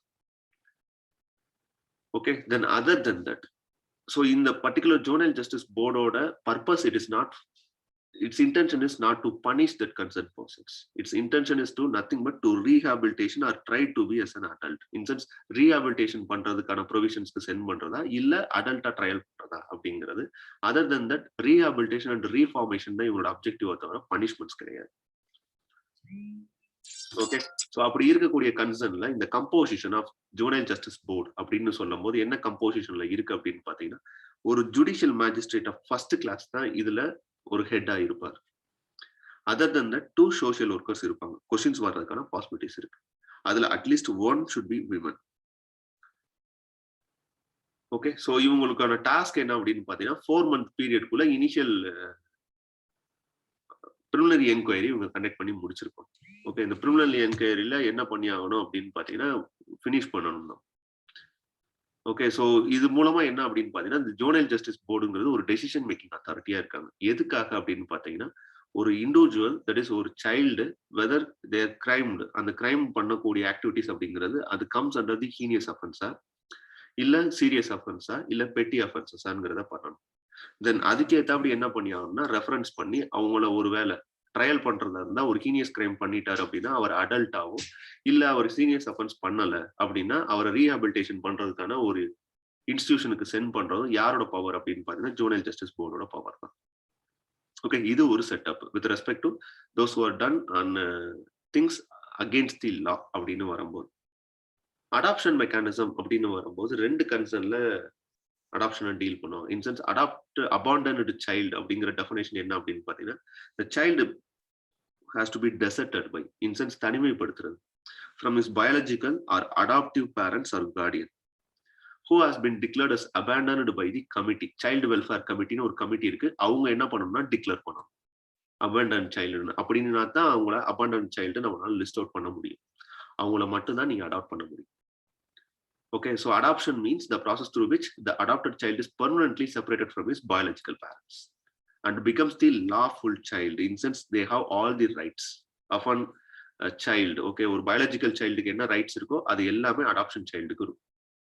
With all rights have the rights, privileges and responsibilities that are attached to a biological child. ஒரு biological childக்கு இருக்கக்கூடிய rights, privileges and responsibilities எல்லாமே யாருக்கு இருக்கும் அப்படின்னா அடாப்ஷன் சைல்டுக்கு இருக்கும். இதுதான் அந்த டெஃபினேஷன் ஆர்டிகல், தட் இஸ் அந்த பர்டிகுலர் ஆக்ட் கொடுக்கக்கூடிய டெஃபினேஷன். ஸோ இதை யார் மானிட்டர் பண்றாங்க அப்படின்னு பாத்தீங்கன்னா, ஆல்ரெடி சொன்ன மாதிரி சைல்டு வெல்ஃபேர் கமிட்டி அப்படிங்கிறது. மேபி இது கொஸ்டின்ஸா வரதுக்கான சான்சஸ் இருக்கு.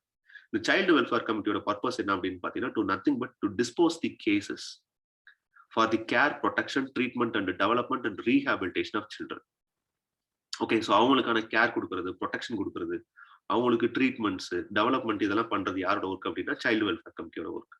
இந்த சைல்டு வெல்ஃபேர் கமிட்டியோட கம்போசிஷன் அப்படின்னு வரும்போது அவங்கள பொறுத்தளவுக்கு chairpersons plus 4 other members இருப்பாங்க. ஸோ ஜுவனைல் ஜஸ்டிஸ் போர்டு மாதிரி இது ஒரு வெல்ஃபேர் கமிட்டி.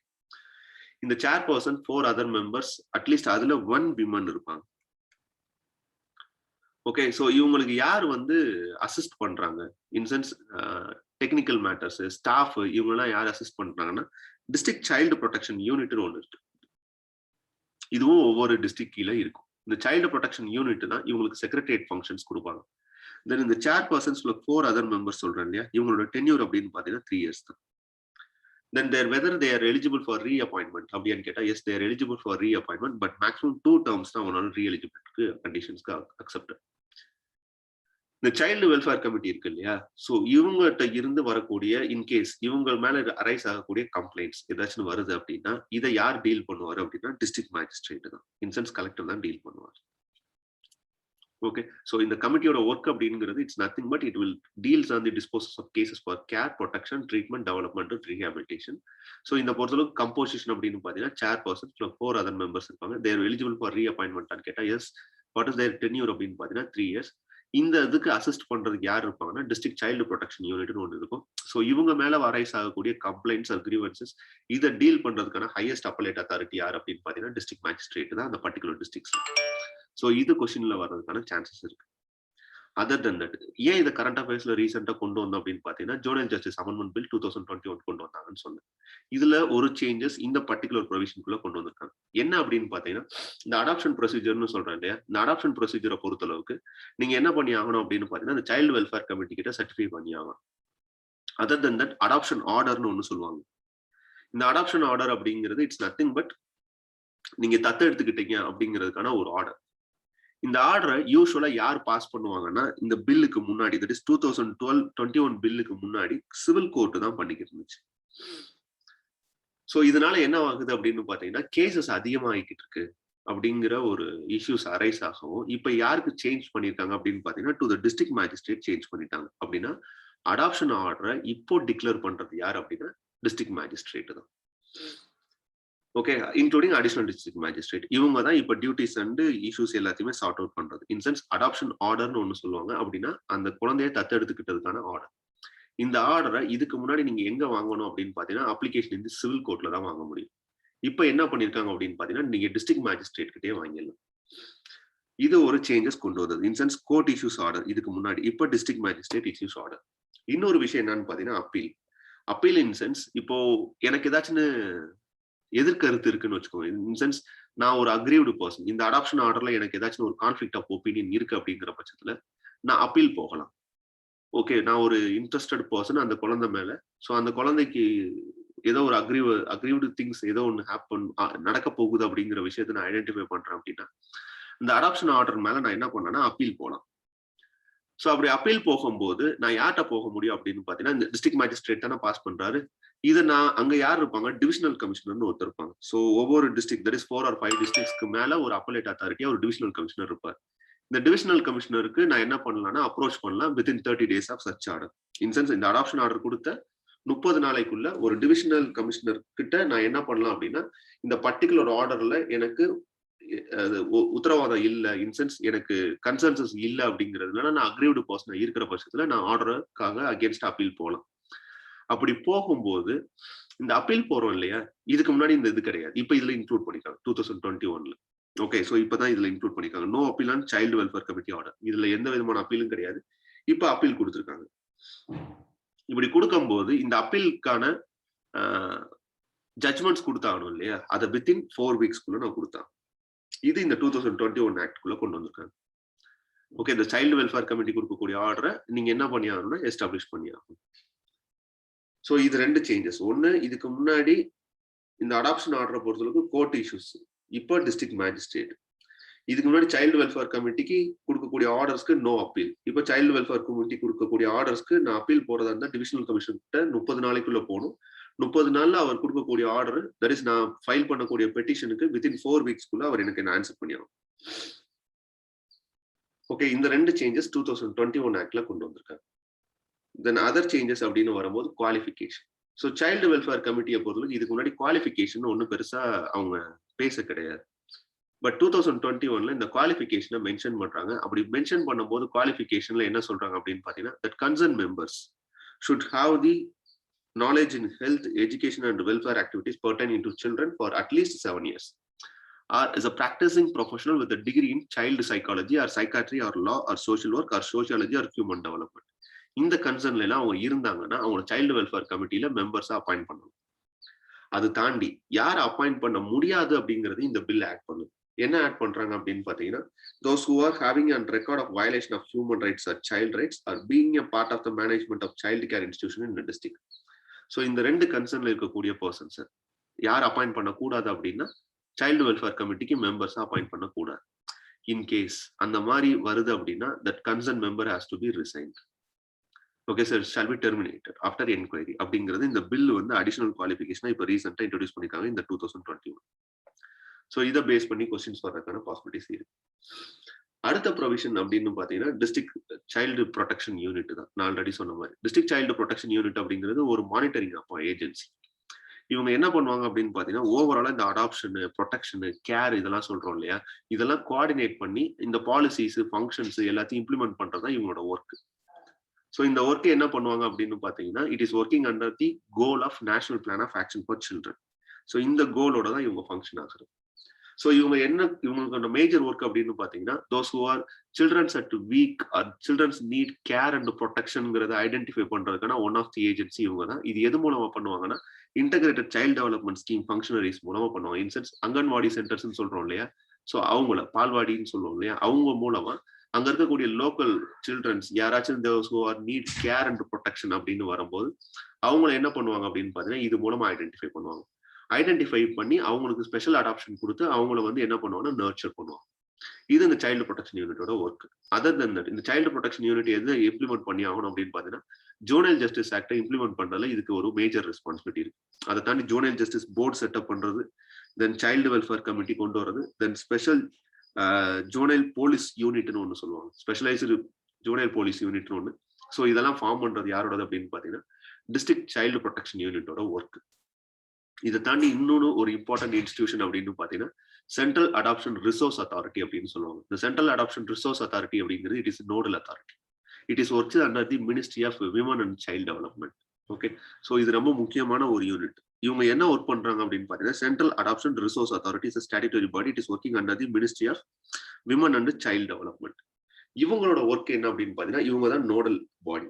எதுக்காக அப்படின்னு பாத்தீங்கன்னா சைல்டு அடாப்ஷன் இருக்காங்களா, தத்து எடுத்துக்கிறாங்க இல்லையா, இதை வந்து மானிட்டர் பண்றதும் ரெகுலேட் பண்றதும் இன்க்ளூடிங் வித்தின் தி இந்தியாக்குள்ள நடக்கிறதுனாலோ இல்ல வேற கண்ட்ரீஸ்க்கு இந்த சைல்டை எடுத்துட்டு போறாங்கனாலோ இது ரெண்டையும் மானிட்டர் பண்றது யார் அப்படின்னு பாத்தீங்கன்னா கேரா.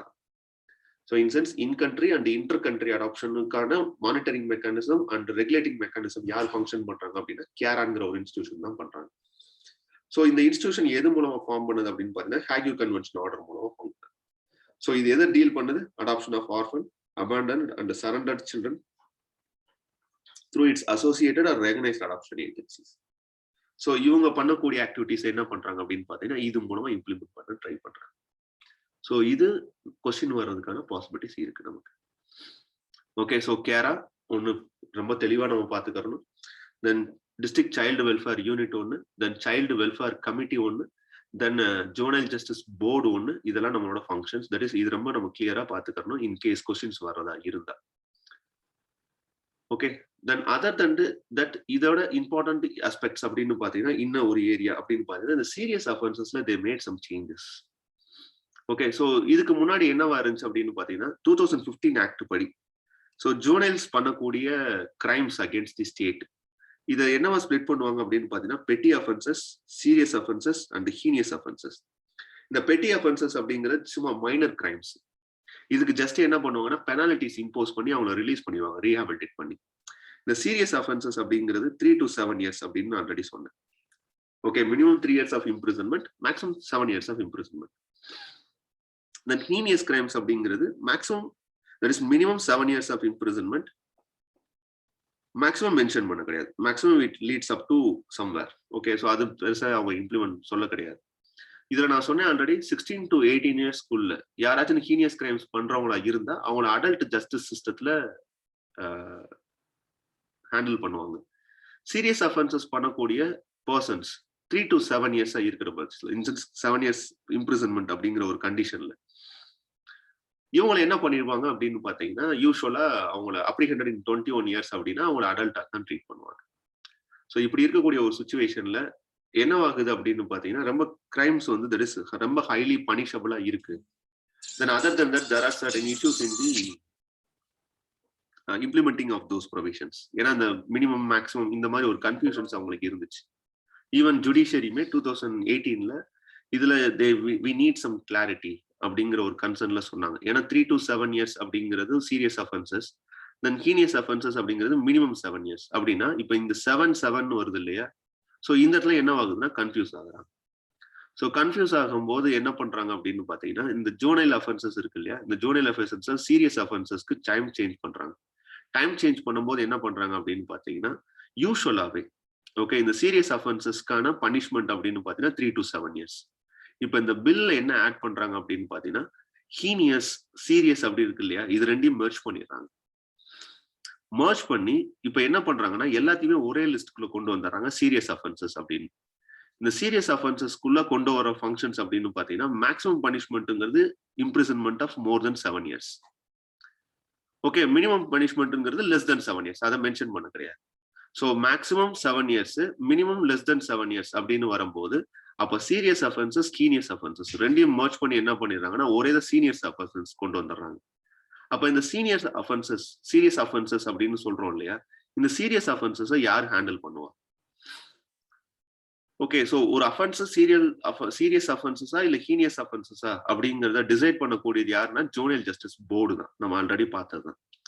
ஜுவனைல் ஜஸ்டிஸ் போர்டு என்ன பண்றாங்க அப்படின்னு பாத்தீங்கன்னா எல்லா அஃபென்சஸையுமே சீரியஸ் அஃபென்சஸா ட்ரீட் பண்ண சொல்றாங்க. ட்ரீட் பண்ண சொல்லிட்டு சீரியஸ் அஃபென்சஸ் அப்ப யார் ஹேண்டில் பண்ணுவா அப்படின்னா இதுக்கு முன்னாடி தட் இஸ் டெசிக்னேட்டட் கோர்ட் அப்படின்னு வரும்போது so the act provide that offenses against children that are punishable with imprisonment of more than 7 years will be trialed in children court that is equivalent to session court. Other offenses இருக்கும் இல்லையா less than 7 yearsங்கிறது அது judicial magistrate பண்ணுவாரு அப்படிங்கிறது இருக்கக்கூடிய provisions. இப்போ இந்த bill என்ன பண்ணிட்டாங்க அப்படின்னு பாத்தீங்கன்னா எல்லா கேசஸையுமே okay all offences that is serious offences சொல்லக்கூடிய விஷயங்கள் இருக்கு இல்லையா எல்லா அஃபென்சஸையுமே யார் ட்ரையல் பண்ணா போதும் அப்படின்னா சில்ட்ரன்ஸ் கோர்ட் ட்ரையல் பண்ணா போதும். அப்போ equal to session court. Okay அப்போ டெசிக்னேட்டட் கோர்ட் இப்போ என்ன அப்படின்னு பாத்தீங்கன்னா இப்போ இருக்கக்கூடியது children's court to try all offences அவ்வளவுதான். டெசிக்னேட்டட் கோர்ட் இப்போ இருக்கக்கூடியது ஒரு பனிஷ்மெண்ட் தட் இஸ் சீரியஸ் அஃபென்சஸ்னு நீங்க ஒரு கேஸை டிட்டர்மைன் பண்றீங்க அப்படின்னா டிக்ளேர் பண்ணிடுறீங்க அப்படின்னா அந்த கேசஸை யார் ஹேண்டில் பண்ணுவாங்க அப்படின்னா சில்ட்ரன்ஸ் கோர்ட் தான் ஹேண்டில் பண்ணுவாங்க. இந்த சில்ட்ரன்ஸ் கோர்ட் அப்படிங்கிறது ஒரு செஷன் கோர்ட்டுக்கான பவர். செஷன் கோர்ட் யூஸ்வலா கிரிமினல் அஃபென்சஸை டீல் பண்ணக்கூடிய கோர்ட். அந்த கோர்ட்டுக்கான பவர் இந்த கோர்ட்டுக்கு இருக்கு. ஓகே இது இப்போ அவங்க கொண்டு வந்தது. Then the offenses against children that provides that offenses under the act which punishable with imprisonment between 3 to 7 years will be cognizable. Cognizable in sense arrest warrant இல்லாம நீங்க அரெஸ்ட் பண்ண முடியும். பட் இப்போ என்ன சேஞ்சஸ் கொண்டு வந்திருக்காங்கன்னா it is non cognisable and non bailable. Okay so child arrest வாரண்டோட தான் நீங்க என்ன பண்ண முடியும் அப்படின்னா அவங்களை அரெஸ்ட் பண்ண முடியும். இது எதுக்காக அப்படின்னு பாத்தீங்கன்னா இந்த அடல்ட் ஜஸ்டிஸ் சிஸ்டத்துல சம் இஷ்யூஸ் இருந்துச்சு அதை சார்ட் அவுட் பண்ணக்கூடிய ஒரு மெக்கானிசமா இதை கொண்டு வந்திருக்காங்க. ஓகே இது with respect to juvenile justice protection act இதுல இருக்கக்கூடிய ப்ரொவிஷன்ஸ் ரீசெண்ட் சேஞ்சஸ் அப்படின்னா இந்த ஒரு சேஞ்சஸ் ரொம்ப முக்கியமா பார்த்து வச்சுக்கோங்க. இந்த ஒரு சேஞ்சஸ் ரொம்ப முக்கியமா பார்த்து வச்சுக்கோங்க. This one. ஸோ இது ரெண்டுல இருந்து வர்றதுக்கான பாசிபிலிட்டிஸ் இருக்கு. அது போக juvenile justice board, child welfare committee, district child protection unit, CARA இதுவும் பார்த்து வச்சுக்கிட்டீங்க அப்படின்னா மினிமம் லெவல்ல ஒரு கொஸ்டின் வர்றதுக்கான பாசிபிலிட்டிஸ் இருக்கு. தென் அடுத்த ஆக்டோட விஷயம் அப்படின்னு பாத்தீங்கன்னா ரீசெண்டா எலெக்ஷன்ல அமெண்ட்மெண்ட் ஆக்ட் 2021 கொண்டு வந்தாங்க. இந்த ஆக்ட் எதுல கொண்டு வந்த சேஞ்சஸ் அப்படின்னு பாத்தீங்கன்னா it come amend changes in the both representation of people act 1950 and 1951. யூஸ்வலா இந்த ரெப்ரசன்டேஷன் ஆஃப் பீப்புள் ஆக்ட் 1950-51 ரெண்டு என்ன செப்பரேட்டா டீல் பண்றாங்க அப்படின்னா இது வர்றதுக்கான பாசிபிலிட்டிஸ் கொஸ்டின்ல கன்வென்ஷனல் பெர்ஸ்பெக்டிவ்ல. ரெப்ரசன்டேஷன் ஆஃப் பீப்புள் ஆக்ட் 1950 அப்படின்னு வரும்போது ஏன்னா இது ஏன் சொல்றேன் அப்படின்னா ரீசெண்டா electoral reforms from the all the sides they are demanding. So அப்படி இருக்கக்கூடிய சுச்சுவேஷன்ல மேக்ஸிமம் இதை டீல் பண்ணக்கூடியது அப்படின்னு பாத்தீங்கன்னா representation of people act 1950 and 51 தான். இந்த ரெப்ரசன்டேஷன் ஆஃப் பீப்புள் ஆக்ட் 1951ல எதை டீல் பண்றாங்க அப்படின்னு பாத்தீங்கன்னா allocation of seats, delimitation of constituencies for election, disqualification of voters, preparation of electoral rolls. இங்க நோட் பண்ணிக்கங்க it is for the qualification of voters. Sorry, disqualification சொல்லிட்டேன். qualification of voters. அப்ப representation of people act 1950 எதை deal பண்ணுது அப்படின்னா allocation of seats, delimitation of constituencies. நம்ம already delimitation of constituencies-ல ஒரு current affairs இருக்கு. Okay Jammu and Kashmir delimitation commission 2021 பண்ணிருக்காங்க. Okay அது ஒரு notable factor. Other than that qualification of voters, preparation of electoral rolls. இது 1950 ஆக்ட்ல கொண்டு வந்தது. 1951 ஆக்ட்ல இருக்கக்கூடிய ப்ரொவிஷன் என்ன அப்படின்னு பாத்தீங்கன்னா conduct of elections. That is election எப்படி கண்டக்ட் பண்றது, qualification and disqualification of members. Note it down. இங்க இருக்கக்கூடியது ஓட்டர்ஸ், இங்க இருக்கக்கூடியது for the members either MPs or MLAs. And offences and disputes related to elections. So offences and disputes related to elections. So இது இந்த things எல்லாமே எதுல deal பண்றாங்கன்னா 1951 ஆக்ட்ல, இது எல்லாமே 1950 ஆக்ட்ல. ஓகே ஸோ அப்போ 1950-51 ரெண்டு ஆக்ட் இருக்கு. ஸோ 1950 ஆக்ட் எதை டீல் பண்ணுது அப்படின்னு பாத்தீங்கன்னா allocation of seats, delimitation of constituencies for elections, qualification of voters, preparation of electoral rolls. 1951 act எதை ப்ரொவைட் பண்ணுது அப்படின்னு பாத்தீங்கன்னா disqualification and qualification of members, then conduct of election, then dispute related to election and offences. So இதை deal பண்றதுனால இந்த ரெண்டும் films பெர்ஸ்பெக்டிவ்ல கேட்கறதுக்கான chances இருக்கு. அதை தாண்டி ரீசெண்டா என்ன பண்ணாங்க அப்படின்னு பாத்தீங்கன்னா அமெண்ட்மெண்ட்னு வரும்போது ஆதாரம் மேண்டேட் பண்ணாங்க. In sense compulsory. If you want to enroll in the electoral roll and you want to get an voter ID means you have to give your Aadhaar number. So Aadhaar as a proof நீங்க submit பண்ணி ஆகணும். அப்படிங்கிறது எதுக்காக அப்படின்னு பாத்தீங்கன்னா to avoid duplications. அவங்க சொல்ற விஷயங்கள். ஓகே சப்போஸ் இப்போ எனக்கு ஆதார் இல்ல, இன்சென்ஸ் நான் ஆல்ரெடி என்ரோல் ஆன ஒரு பர்சன், எனக்கு ஆதார் நான் அப்டேட் பண்ணணுமான்னு கேட்டா S you also have to update it.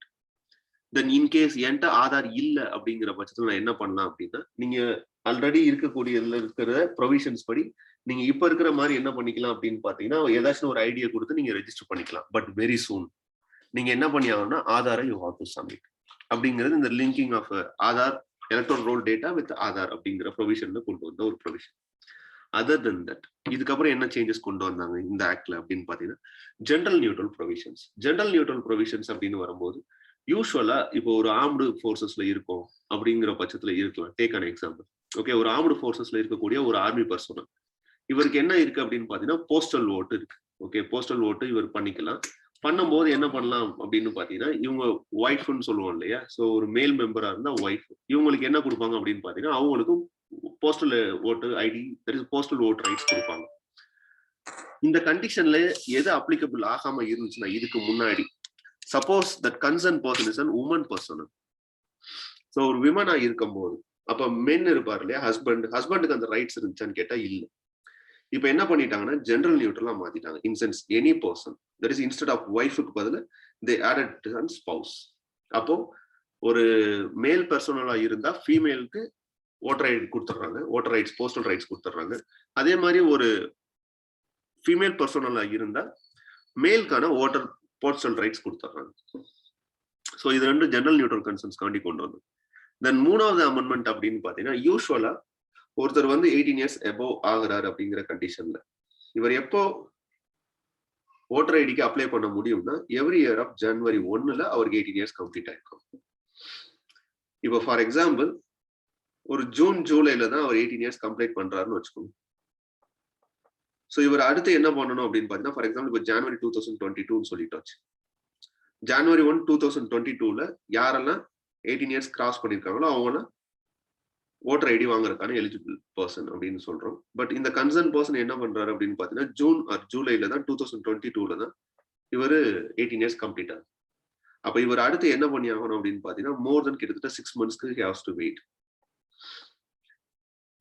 அப்ப இது எதுக்காக அப்படின்னு பாத்தீங்கன்னா, இது சிங்கிள் டேட்டா வந்து குவாலிஃபைங் டேட்டா பிக்ஸ் பண்ணியிருந்தாங்க. இப்ப ரீசெண்டா இந்த அமெண்ட்மெண்ட்ல என்ன பண்ணிட்டாங்கன்னா, 4 குவாலிஃபைங் டேட்ஸை பிரிஸ்கிரைப் பண்ணிருக்காங்க. இன்சென்ட் first day of January, first day of April, first day of July, first day of October.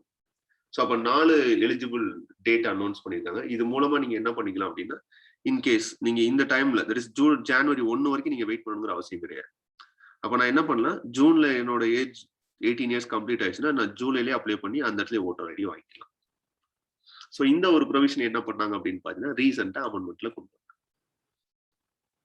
So இது ஒரு provision with respect to changes in the electoral reforms act. So இது ஒன்று நோட்டபிள் ஃபேக்டர், கொஸ்டின் வர்றதுக்கான possibilities area. அடுத்த concern அப்படின்னு பாத்தீங்கன்னா, consumer protection act 2021. இந்த consumer protection act 2021 அப்படிங்கிறது they bring some changes in the consumer protection act 1986. So இதுல யூஸ்வலா ஒரு கன்சூமருக்கான டெஃபினேஷன் என்ன அப்படின்னா, a consumer is a person who buys any goods or avails a service for a consideration, in sense for his own consumption. என்னோட own கன்சம்ஷனுக்காண்டி நான் ஒரு ப்ராடக்டை வாங்குறேன் அப்படின்னா, I'm treated to be a consumer.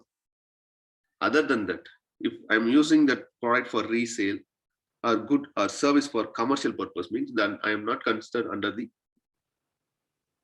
Consumer Protection Act. So the Consumer Protection Act like எந்தெந்த mode of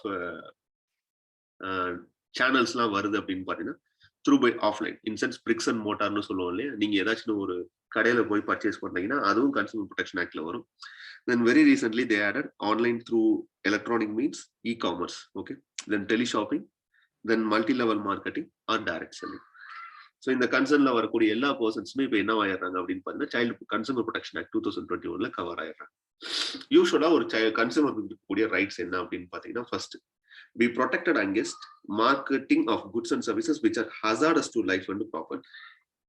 So in case if it felt that it is hazardous for life and property, means you have the right to approach the Consumer Protection Unit. Then that informed, that is that particular product should be informed by means of what is the quality, quantity, potency, purity, standard and price of goods and services. See, நீங்க எந்த ஒரு products பாத்தீங்கன்னா பின்னாடி manufacturing date, ingredients இதெல்லாம் add பண்ணிருப்பாங்கல்ல, அது உங்களோட rights. That is right to be informed அப்படின்னு சொல்லுவாங்க. ஸோ அந்த ரைட்ஸ் என்ன கொடுத்துட்றாங்க அப்படின்னு பார்த்தீங்கன்னா கன்சூமர் ப்ரொடெக்ஷன் யூனிட்ல கொடுக்குறாங்க. Then other than that, to be assured access of variety of goods and services at competitive prices. So exorbitant prices la போகக்கூடாது மார்க்கெட்ல. அதுக்கும் you have the rights to appear or approach the consumer protection unit. Then other than that, redressal against unfair or restrictive trade practices. In case you are having any grievances, means you can approach the consumer protection authority. So there is a central consumer protection authority is there. So இவங்களோட work என்ன அப்படின்னு பார்த்தீங்கன்னா nothing but to promote, protect and enforce the rights of consumers. So இவங்க தான் ஓவராலா என்னன்னா it is head of the all units. So இந்த units என்ன பண்ணுவாங்க அப்படின்னா overall unfair trade, consumer rights of violations ஏதாச்சும் இருந்துச்சுன்னா, மிஸ்லீடிங் அட்வர்டைஸ்மெண்ட்ஸ் இருந்துச்சுன்னா அதெல்லாம் மானிட்டர் பண்றதா இவங்களுக்கு ஒர்க். இவங்க என்ன ரைட்ஸ் இருக்கு அப்படின்னு பாத்தீங்கன்னா they have the judicial capacity to impose penalties. So penalties அப்படின்னு வரும்போது, ஸோ ஒரு manufacturer if you give on wrong information அப்படின்னு வரும்போது they may go up to 10 lakhs of fine or 2 years of imprisonment for any misleading or advertisement. In case if he is a regular offender, in some subsequent offenses, in some regularly he done the same things, means they may fine up to 50 lakhs and the imprisonment up to 5 years. This is Consumer Protection Act rights for the Consumer Protection Authority to punish any persons who are misleading, giving an advertisements, or whether they may function against the act. Okay, so இதுக்கான approaching mechanism இருக்கும் இல்லையா? So எல்லாருமே என்ன பண்ணிட முடியாது அப்படின்னா ஒரு central authority approach பண்ணிட முடியாது. ஓகே, அதுக்கு தே ஃபிக்ஸ் சம் ஹைரார்கி அப்படின்னு வரும்போது இந்த சைல்டு ப்ரொடெக்ஷன்ல டிஸ்பியூட் ரெட்ரஸல் கமிஷன் ஒன்று இருக்கு. இந்த டிஸ்பியூட் ரெட்ரஸல் கமிஷன் எது மூலமா ஃபார்ம் பண்ணியிருக்காங்கன்னா it is an 3-tier quasi judicial body. Quasi judicial mechanism in sense they have function as an administrative or supervising unit, and the same time they have the power to punish. அதனால தான் அது quasi judicial authorityன்னு சொல்றோம். அப்போ quasi judicial authority அப்படின்னு வரும்போது 3 types of இருக்காங்க. One is district commission, another one is state commission, another one is national commission. இந்த district commission அப்படின்னு வரும்போது, ஸ்டேட் கமிஷன் வரும்போது, நேஷனல் கமிஷன் வரும்போது எப்படி டிஃபைன் பண்றாங்க அப்படின்னு பாத்தீங்கன்னா பெக்யூனியரி ஜூரிஸ்டிக்ஷன் தான். In sense paste on the amount. So நீங்க ஒரு வேலை ஒரு 50 lakhsக்குள்ள வாங்கியிருக்கீங்க அப்படின்னா நீங்க யார் அப்ரோச் பண்ணலாம்னா டிஸ்ட்ரிக்ட் கமிஷன் அப்ரோச் பண்ணலாம். ஒரு 2 crores வரைக்கும் நீங்க உங்களோட ப்ராடக்டோட ஒர்த் வேல்யூ இருக்கு அப்படின்னா நீங்க ஸ்டேட் கமிஷன் அப்ரோச் பண்ணலாம். 2 crores மேல இருந்துச்சுன்னா நீங்க நேஷனல் கமிஷன்ஸ் அப்ரோச் பண்ணலாம். இதான் இப்ப ரீசெண்டா என்ன பண்ணாங்கன்னா ஒரு ஷேப் கொண்டு வந்தாங்க. இந்த பெக்யூனரி ஜூரிஸ்டிக்ஷன் சொல்றோம் இல்லையா, இது இதுக்கு முன்னாடி இருந்ததுல கன்ஃபியூஷனா இருந்துச்சு. 2019 ஆக்ட்ல 2021ல தே பிரிங் சம் சேஞ்சஸ். அந்த சேஞ்சஸ் என்ன அப்படின்னு பாத்தீங்கன்னா இப்ப நான் சொன்ன மாதிரி தான். ஃபர்ஸ்ட் நீங்க ஒருவேளை 50 lakhsக்கு பிலோ நீங்க வாங்கிருக்கீங்க அப்படின்னா நீங்க யார் அப்ரோச் பண்ணலாம்னா டிஸ்ட்ரிக்ட் கமிஷன் அப்ரோச் பண்ணலாம். இது கரண்ட் அஃபேர்ஸ்ல இந்த வேல்யூ வச்சு கொஸ்டின்ஸ் வரதுக்கான பாசிபிலிட்டிஸ் இருக்கு. செகண்ட், அப்படி இல்லை அப்படின்னா from exit to 50 lakhs to 2 crores. Then third அப்படின்னு வரும்போது அபவுட் 2 crores மேல நீங்க இருந்தா நீங்க நேஷனல் கமிஷன் அப்ரோச் பண்ணலாம். ஸோ இது ஒரு கரண்ட் அஃபேர்ஸ் ரூல்ஸ் சேஞ்ச் கொண்டு வந்ததுனால இதை கொஸ்டின் பண்றதுக்கான சான்சஸ் இருக்கு. அதர் தென் தட் ரீசெண்டா ஒரு போர்ட்டல் ஒன்று இன்ட்ரடியூஸ் பண்ணாங்க for the child protection, that is consumer ப்ரொடெக்ஷனுக்காக. தட் இஸ் இ-தாஹில் போர்ட்டல் அப்படிங்கிறது. மேபி இதுவும் என்ன ஆகலாம் அப்படின்னா கரண்ட் அஃபேர்ஸ்ல வர்றதுக்கான சான்சஸ் இருக்கு. So please note it down. Okay, then இது வரைக்கும் பார்த்தது இருக்கு இல்லையா, இதெல்லாம் முக்கியமான acts. Maybe they may ask in the questions. Very பர்பஸ்ஃபுல்லா ஜுவனைல் ஜஸ்டிஸ் ஆக்ட் கேட்கறதுக்கான சான்சஸ் ரொம்ப அதிகம் இந்த வருஷம். அதர் தென் தட் மற்ற எல்லாமே இம்பார்ட்டன்டான ஏரியாஸ் தான், but you should address those things too. Okay, so இது எல்லாமே ரொம்ப முக்கியமான விஷயம் தான். இன்னும் 1 or 2 classes என்ன பண்ணிடலாம் அப்படின்னா ஆக்ட்ஸ் எல்லாத்தையுமே நம்ம கம்ப்ளீட் பண்ணிட்டோம் அப்படின்னா ஓவராலா மேஜரா தட் இஸ் ஒரு ஒரு 50 டாபிக்ஸ் பார்த்துருக்கோம்னு வச்சுக்கோங்களேன் பாலிட்டி பெர்ஸ்பெக்டிவ்ல. ஸோ ஓவரால் இந்த 50 டாபிக்ஸ்க்குள்ள கண்டிப்பா ஏதாச்சும் 1 or 2 கொஸ்டின்ஸ் நமக்காக என்ன பண்ண முடியும் அப்படின்னா இதுல இருந்து நம்மளால கேதர் பண்ண முடியும். ஸோ இது மூலமா என்ன பண்ணிடலாம் அப்படின்னு பாத்தீங்கன்னா ஈஸிலி உங்களுக்கு ஒரு 3 to 4 கொஸ்டின்ஸ் மினிமம், நான் சொல்ற 2 கொஸ்டின்ஸ் 3 to 4 கொஸ்டின்ஸ் உங்களால ஃபெச் அவுட் பண்ண முடியும் through from this current affairs mechanism. Okay, so இந்த டாபிக்கோட இன்னைக்கு செஷன் நம்ம என்ன பண்றோம் அப்படின்னு பாத்தீங்கன்னா கம்ப்ளீட் பண்றோம்.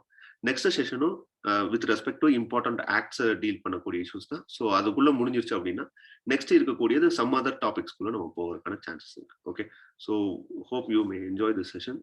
Very thank you for all to watch this.